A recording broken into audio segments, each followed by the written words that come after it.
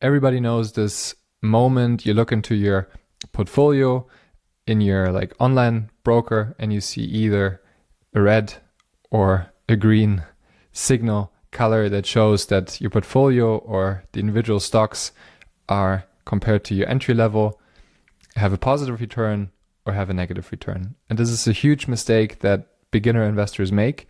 And in this video, I want to show you how you can use the StocksGuide portfolios to get rid of this anchor effect, not be a victim of this effect, and make better returns on the stock market in the long term. With StocksGuide, we've intentionally left out the option to type in your entry price into a stock. And this way, you can just look at your portfolio, as you can see here, and completely focus on the current valuation of the stock. How do StocksGuide portfolios work? First of all, as a free user, you can add 2 portfolios, and as a premium customer, 3, unlimited, as many as you want. You can create portfolios here, you can give them a name, test portfolio. You can then add stocks here, which I will come to in a second. You can change the name to test 2, for example, and you can also delete portfolios here. These are the basics. And if you then open a portfolio, you see your list of stocks. There's different ways to add new stocks. You can add them here via this bar. You can go to like a stock overview page and you see if you're already following the stocks in one of your portfolios or your watch list. You can change it, for example, or you can remove it also. You can add a new stock.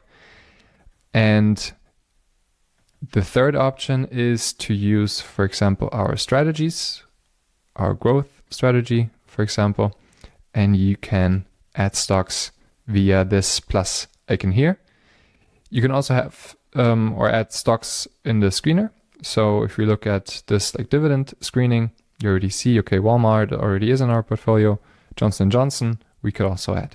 How are the portfolios built?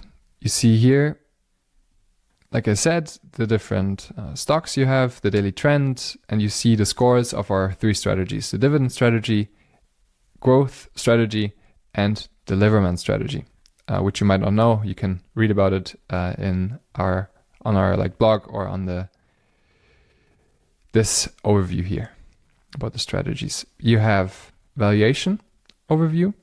Here you see price, price earnings, enterprise value, free cash flow, price to sales, and EV sales. And on the right side, which is really nice, you have like a visual range of 5 years in this case, and the current EV sales, forward EV sales. This makes it really easy to see if your stock is historically cheap or if it's historically like pricey, like Broadcom, for example, in this like EV sales ratio. You can also compare stocks from here, which leads you to the charts tool, to our charts tool. You see news, all for the stocks that you have in your portfolio, dividends strategy, growth strategy, like I said, and Liverman strategy. You can have a more closer look on the valuation. And most importantly, why is it important to add stocks to your portfolio? Not only for your own purposes of tracking your stocks and seeing them and having a look at the valuation, but also because you can make better use of the other functionalities in StocksGuide. So if you see here, your dashboard is filled with the stocks that you add to your portfolio or to your watch list.